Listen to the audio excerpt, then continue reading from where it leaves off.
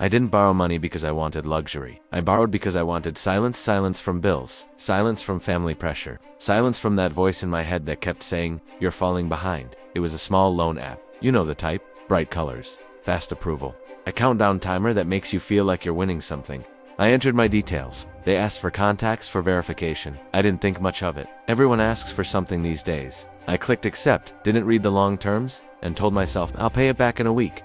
Then the week came, and everything went wrong at once. A family emergency, a delayed payment from someone who promised me tomorrow, and that feeling that you can tell anyone because everyone is already tired of hearing you struggle. I missed the due date by 2 days. On the third day, the calls started. Not normal calls. The kind of calls where the person doesn't greet you like a human being. They speak like you're a file. Pay today, or we escalate. I tried to negotiate. I said, give me until Friday. The voice laughed. Not a big laugh, just a small laugh. Like you're amusing, like your life is a joke they've heard before. Then they said, okay, since you like delaying, we will help you pay faster. I didn't understand what that meant until my phone buzzed with a message from my coworker. Bro, why HR calling your name? My stomach turned cold. A minute later, my boss called me. His voice wasn't angry. It was worse disappointed, awkward, like he didn't want to talk but had to.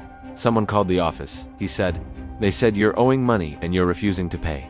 I couldn't speak. He continued. They mentioned your full name, and they said they'll keep calling until we force you. I felt my ears ringing. My hands started shaking. I said, sir, it's not like that. He cut me off gently. Handle it, please. When I ended the call, I saw the real damage. They had sent messages to people in my contact list. Not just reminders. Threats. They called me a fraud. A thief, they wrote. If he doesn't pay, he is criminal. I started receiving replies from people I hadn't spoken to in years. Some were kind. Are you okay? Some were cruel. So you're like that. The worst part was my mother. She called and said, what have you done? Why are strangers telling me my son is a disgrace? I wanted to vanish. I paid not because I had the money. I paid because I couldn't afford the humiliation. I borrowed from someone else to clear the first debt. A cycle. The kind that makes you age in a month.